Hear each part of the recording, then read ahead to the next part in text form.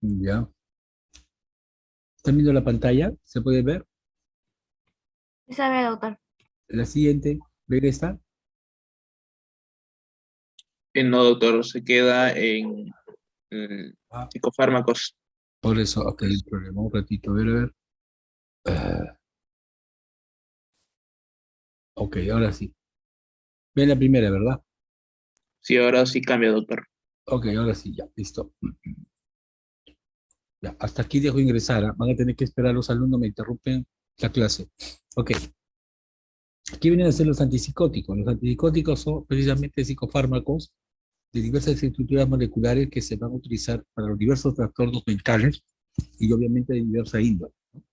Se clasifican en típicos y atípicos. Los típicos tenemos los clásicos, la clorpromacina, que es el argaptil, la tiridazina, que es el meredin, la trifluperacina, el estelacina, la flupenacina, el anatensol, ¿no? El haloperidol, el aldol, ¿no?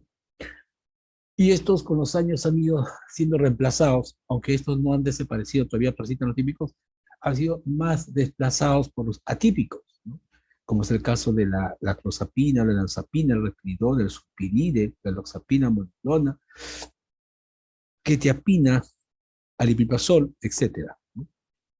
Lo que pasa es que, en resumen, los típicos actúan básicamente más sobre los receptores de 2, de 1 de dopamina, mientras que los atípicos en dopamina y también en serotonina, ¿no? Por eso que sí son muy buenos para efectos positivos, síntomas positivos y negativos. Obviamente los antipsicóticos en general actúan como inductores del sueño, ¿sí? Pero también puede haber un síndrome neuroléptico que no es tan común, pero cuando se desarrolla, pues el paciente presenta hipertermia, rigidez muscular, es un cuadro muy severo. Incluso altas dosis pueden generar cuadros de catalepsia o rigidez o bradicinesia. Obviamente interrumpen el estado de vigilia. A nivel de la corteza cerebral, disminuyen el umbral convulsivo, pues algunos pacientes convulsionan, o a nivel basal, a nivel de la sustancia negra, produce efectos extrapiramidales. Lo mismo a nivel del hipotálamo, aumenta la expresión de prolactina, disminución de la hormona estimulante tiroidea, la hormona estimulante de la tiroides, la hormona luteinizante y estimulante folicular. Y a nivel del tallo cerebral va a generar depresión, básicamente de los reflejos vasomotores. Por eso hay una alteración, una disminución de la presión arterial. También actúa como antiemético. Y a nivel periférico puede generar acción anestésica local. A nivel endocrino libera la insulina. A nivel cardiovascular puede generar hipotensión ortostática, palpitaciones. Y bueno, acá hay algo importante, aumento del colesterol. Por eso que hay que hacerle cada cierto tiempo, 2 o 3 meses, dependiendo de la dosis a los pacientes, su dosaje de triglicéridos y de colesterol. Su mecanismo de acción en concreto, como les decía, bloquean de manera posináptica los receptores de dopamina, tanto a nivel límbico, específicamente a nivel también cortical, ¿no? A nivel tubuloinfundibular, ¿sí? Y nigroestatal, impidiendo la activación de la ciclasa selectiva, que son sensibles pues, a la dopamina, ¿no? Se absorbe de manera irregular por vía oral, es mejor por vía parenteral o ya sea intramuscular o endovenoso, y su distribución es amplia, va a atravesar la barrera placentaria, se metaboliza en el hígado y se excreta por orina y heces. Los atípicos, como les decía, poseen muy pocos efectos extrapiramidales, ¿sí? Cuando yo les preguntaba, digamos, ¿quién puede generar efectos extrapiramidales? La mayoría me decía, risperidona, en la pregunta de examen, ¿no? Y no es tanto eso, sino era para que tenga la idea de decir probablemente algún típico, como el haloperidol. Los atípicos no poseen casi efectos extrapiramidales, pero más bien sí pueden producir granulocitosis mortal, fiebre y hasta convulsión. Desde el punto de vista de la interacción, los antipsicóticos potencian los efectos de los depresores centrales, antihistamínicos, o sea, si yo tomo una benzodiazepina, un hipnótico, un sedante, un anestésico o alcohol, sus efectos se van a multiplicar, ¿no? Y más bien van a antagonizar la acción del alfa-metildopa o cloridina. Esto es el grupo de los atípicos, ¿sí? Su nombre comercial, los que hay en el mercado, aripiprazol, clozapina. ¿Qué tenemos más en el Perú? Aripiprazol, clozapina, olanzapina, quetiapina, risperidona, ziprasidona. Estos son los que tenemos más en el mercado a la fecha, ¿no? Se dice que son potentes y porque, bueno, son útiles tanto en síntomas positivos como en negativos, ¿no? Sobre todo en casos refractarios de esquizofrenia se puede usar la clozapina. En este cuadrito ustedes pueden ver eh, el antipsicótico atípico y en esta fila los receptores en los cuales ellos están involucrados de los neurotransmisores. Y así vamos a ver, por ejemplo, que la olanzapina actúa sobre el receptor de la dopamina, también de la serotonina, también de la noradrenalina, histamina y acetilcolina. Casi todos actúan por esto. Entonces, el efecto que tienen son los síntomas positivos y negativos. Lo que sí tenemos que tener cuidado es en el caso de la granulitosis, que puede ser mortal, que se da solamente con la clozapina, ¿no? Pero a los efectos extrapiramidales casi no se ven, ¿no? No se ven. Con la olanzapina tendría que ser dosis altas, con la aspirina dosis altas, igual todos, ¿no? Que eso sí es casi común. Cuando uno le da a un paciente clorpromacina, le da loperidol, más frecuente, ¿no? Lo mismo la hipotensión ortostática, ¿no? Es solamente con clozapina y quetiapina, pero por lo demás es baja. Lo mismo en la sedación, tanto con clozapina como quetiapina, que se usa más para los pacientes esquizofrénicos como los otros, pero si queremos producir un poco más de sedación o el paciente tiene problemas para dormir, es mejor darles estos medicamentos, la quetiapina, eh, porque tanto la olanzapina, los otros, respiridona, ciperidona o aliprazol, las unidades bajan. Lo que sí tenemos que tener cuidado es que casi todos aumentan de peso, ¿no? Unos más que otros, ¿sí? Casi todos aumentan de peso. Un ratito, por favor. Un ratito.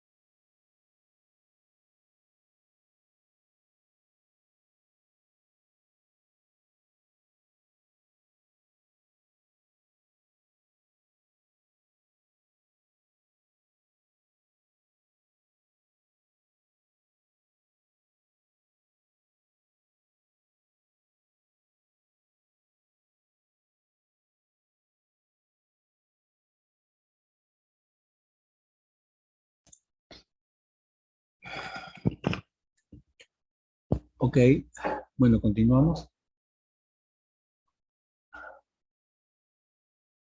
Bueno, entonces les comentaba de los efectos colaterales que ustedes podrán ver eh, respecto a uno u otro en comparación antipsicótico atípico, ¿no? Prácticamente la hipersecreción de prolactina es raro, todos, salvo el caso de la respiridona, pero por lo demás, prácticamente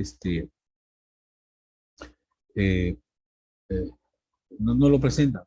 Que esa reversa en los antipsicóticos típicos, como el caso del haloperidol, que sí es casi seguro de que puede producir hipersecreción de prolactina con el tiempo, ¿no? A dosis medianamente altas.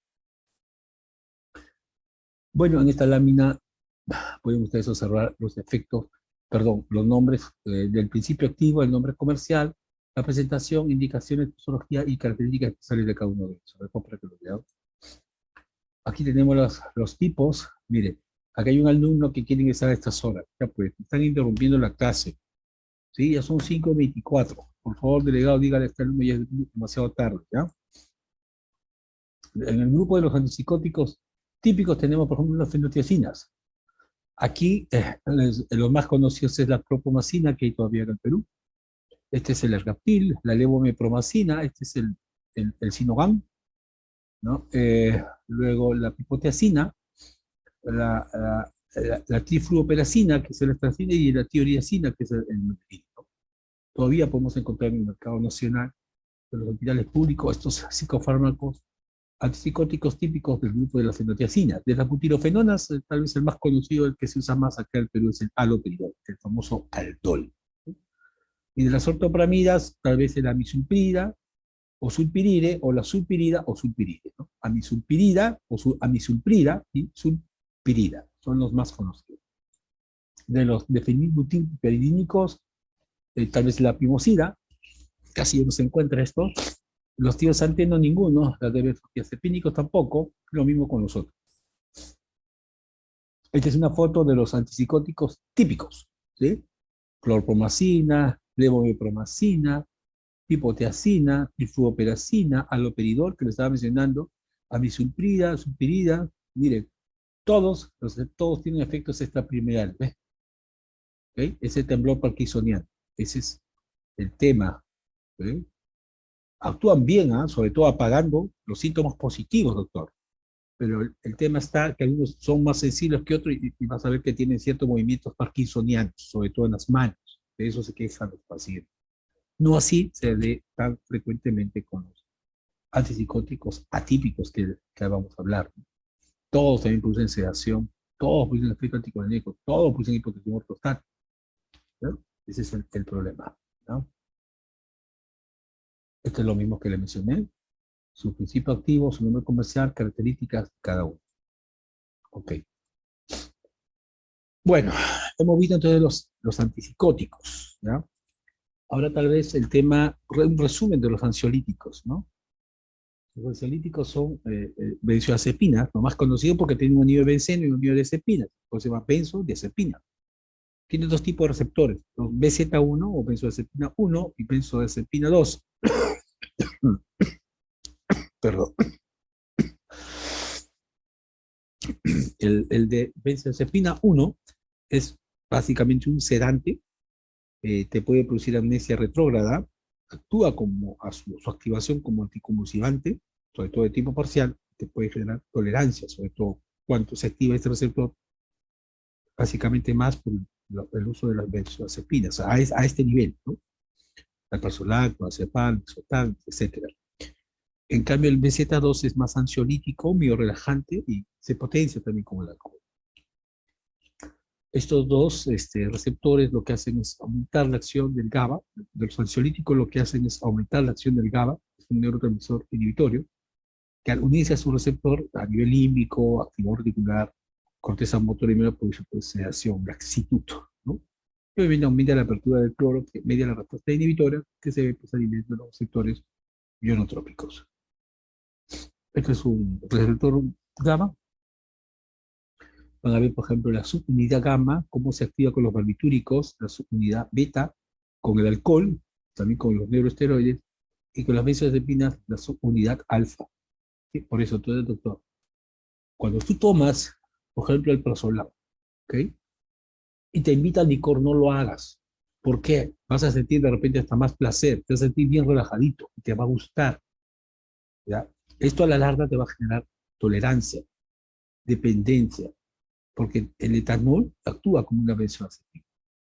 Y es bien fácil que un paciente que tenga ansiedad y depresión tenga más riesgos, sea más proclive a ser codependiente de alcohol o sustancias de abuso, cocaína, marihuana, todo el tema, ¿no? Es aconsejable a estos pacientes no tomar. En este cuadrito ustedes pueden ver, por ejemplo, acá en esta columna, los nombres están clasificados las benzodiazepinas de acción corta, de acción intermedia y de acción larga. De acción corta porque actúan de menos de 12 horas. De todos se le conocido es el personal. De acción intermedia porque actúan de 2 a 23 horas. El más conocido es el clonazepam. Y de acción larga es de 24 horas a más, en este caso el diazepam, ¿ya? Miren que 5 miligramos de diazepam equivale a una tabletita de 0.5 de clonazepam y equivale a una tabletita de 0.5 de alprazolam. 5 miligramos. ¿Sí? Okay, tú dices, ay, doctor, tan poquito el alprazolam. No, es potente, junto con el alprazolam, es potente. 0.5 equivale a 5 miligramos. ¿Sí? Ahora, el alprazolam es básicamente más un ansiolítico y el clonazepam es ansiolítico y a la vez es un antiepiléptico. En cambio, el diazepam es ansiolítico, es relajante, es hipnótico y es antiepiléptico. Entonces, ¿qué pasa? A veces algunos pacientes agarran y dicen, ah, doctor, el doctor está bueno, me dio diazepam en la primera y me calmó todo. Claro, pues le da un bombazo, ¿no? O sea, no es bueno eso, ¿sí? Si vas a darle a un paciente un ansiolítico, dale en todo caso a dosis bajas al personal, ¿sí? Porque solamente incluso dura menos de 12 horas. Si le das un clonazepam, lo vas a calmar, pero va a estar más tiempo en la sala, ¿sí? Y esto puede generar, cuando se automedican, dependencia, ¿no? ¿Ok? Y estas cosas pasan, doctor, a veces en la consulta externa, cuando un médico no psiquiatra y el paciente que te ve tenso, preocupado, dice, tómate esta pastillita. ¿Cuánto te vas a relajar? ¿Cuánto tiempo? Un mesecito. Después el paciente no va y el doctor no le dice nada, le doy de alta, el paciente cuando ya tiene ansiedad, me dio esa pastita, me acuerdo, y empieza a tomar, ¿no? Y así lo vas a ver que se está automedicando por años, ¿no? Moraleja, doctor, zapatero a tu zapato. Si crees tú que el paciente necesita ayuda psiquiátrica, mándalo con un especialista. Si le vas a dar una medicación, en todo caso, porque obviamente tú también vas a estar sujeto a dar esa medicación, máximo, doctor, máximo 7 a 10 días, no le des más. Permítame un rato, por favor.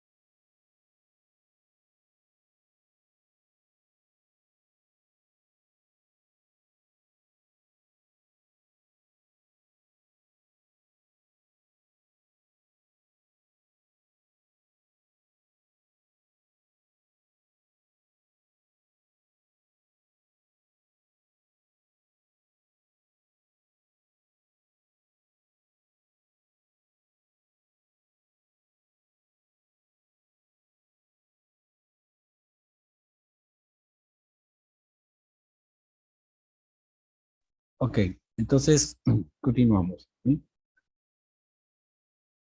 Bueno, otros clasifican por su efecto ansiolítico como potentes, ya le dije, cuando se pagan solar de mediana potencia de cepan, o el midazolam y de baja potencia el oxazepam.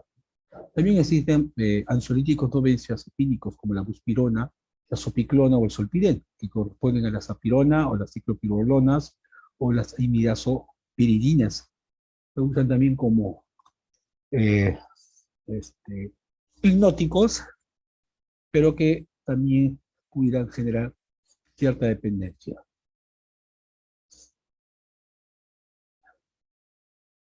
Desde el punto de vista farmacológico, ya hemos dicho, a nivel del sistema nervioso central, una benzodiazepina genera pues un estado es un ansiolítico, ¿sí? Si actuamos a nivel del BZ2 no hay tolerancia, pero a nivel del BZ1 sí. Actúa también como hipnótico, como anticonvulsivante, ¿sí? Ya están los nombres de los psicofármacos que le puede dar uno, ¿no? Y a nivel respiratorio y cardiovascular va a ser una depresión, tanto la frecuencia cardíaca como la frecuencia respiratoria. A nivel muscular, como un relajante, ¿no? También puede, tal vez lo que más le molesta a los pacientes es la somnolencia, ¿no? Pero eso pasa o desapercibe incluso cuando se ajusta la dosis. Al inicio puede dar un poco de mareo, fatiga, pues incluso dificultad en la marcha, ¿no? Pero dando las dosis bajas, de menos a más, el paciente lo tolera muy bien, ¿no?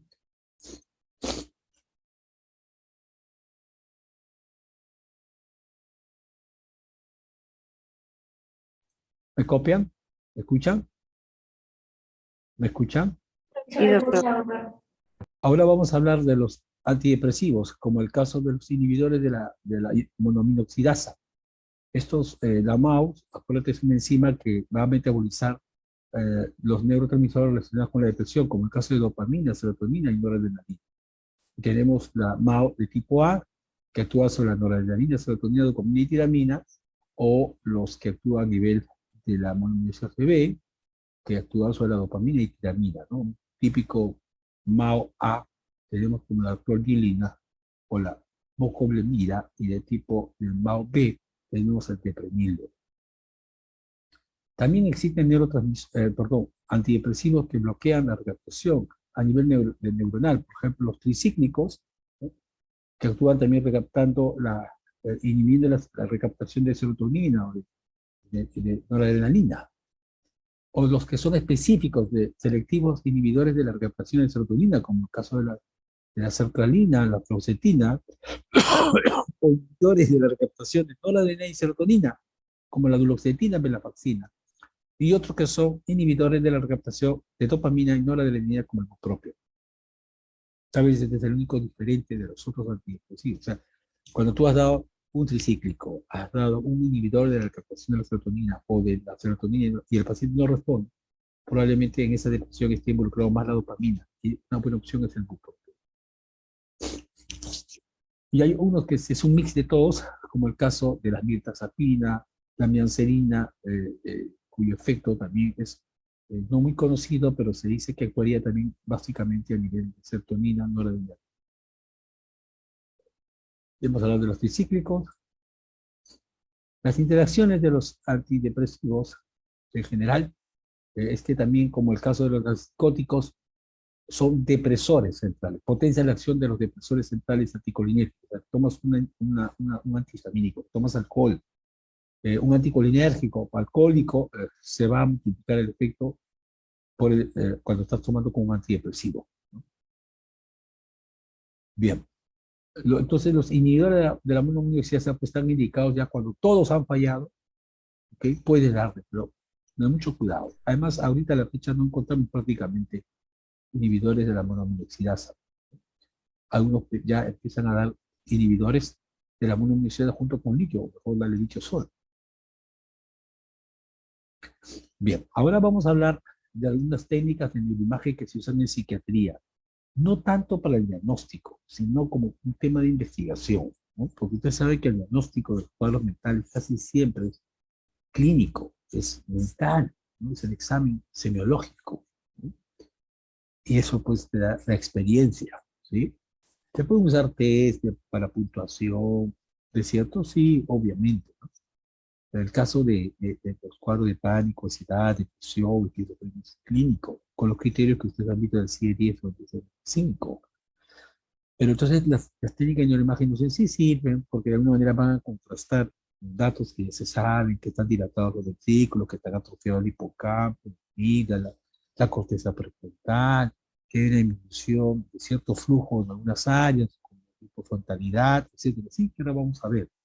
Se puede eso también evaluar de manera clínica, pero también por neuroimagen, por supuesto que sí. Entonces, para eso puedes usar la tomografía, o sea, computarizada, la resonancia magnética nuclear, con exámenes de estructura, porque hay como una foto, pero en funcionamiento tenemos los estudios de imagen funcional, como la tomografía por emisión de positrones, la tomografía computarizada por emisión de fotones únicos o simples,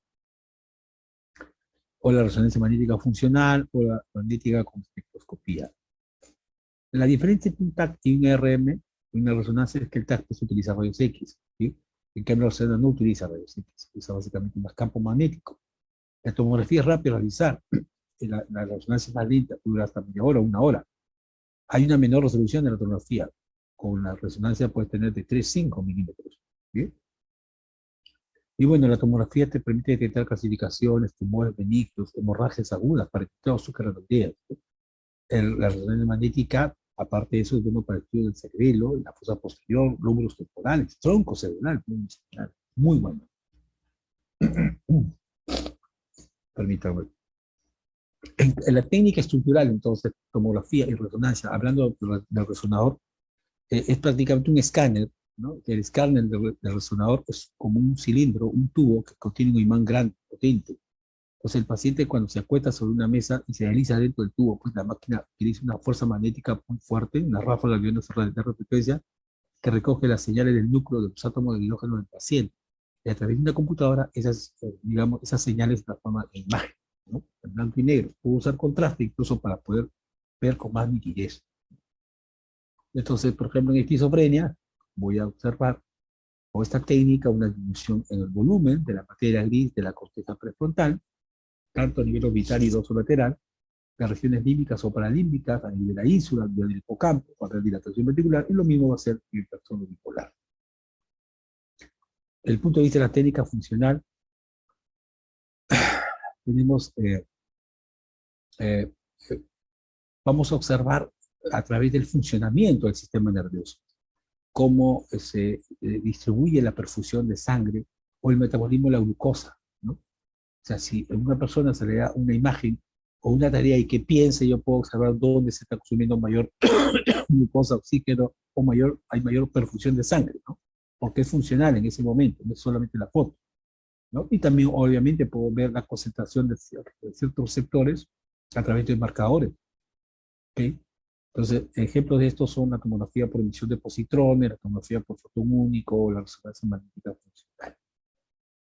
Se hace pues una reconstrucción tridimensional de todo el metabolismo, cómo se da la perfusión a nivel prefrontal, parietal, occipital, y uno, digamos, en base a eso puede detectar cuáles son los cambios a nivel de perfusión o de consumo de glucosa de acuerdo a la tarea que uno le da o de acuerdo al tipo de pensamiento o la tarea o la capacidad que está realizando el paciente. ¿Sí?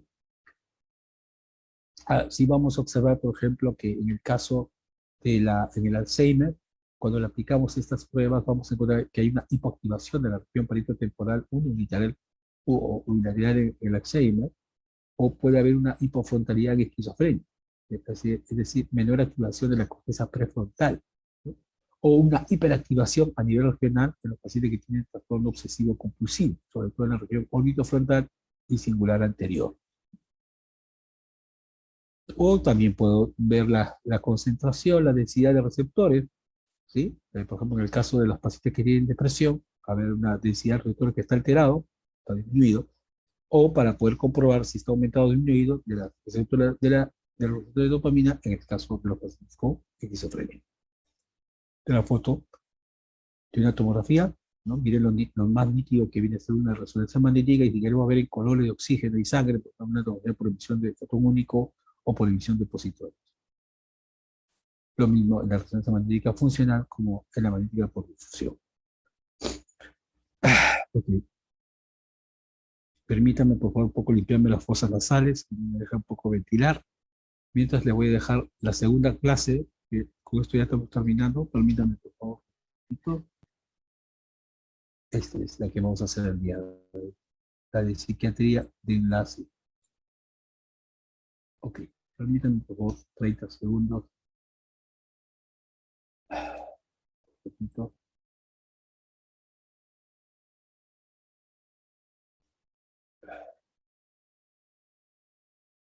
¿Me copian? ¿Pueden escuchar? Sí, doctor. ¿Pueden escuchar? Un ratito. Sí, doctor. Sí, doctor.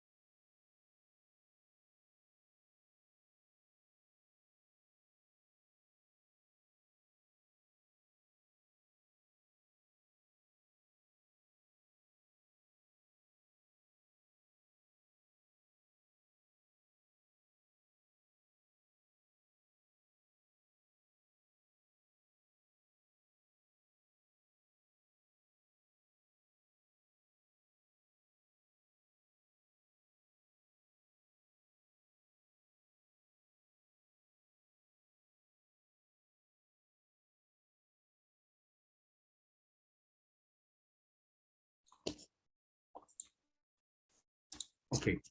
¿Pueden ver la imagen? ¿Pueden ver la imagen? No, doctor. Todavía no, doctor. No, doctor. A ver. Ahora, ¿pueden ver la imagen? Sí, doctor. Ok.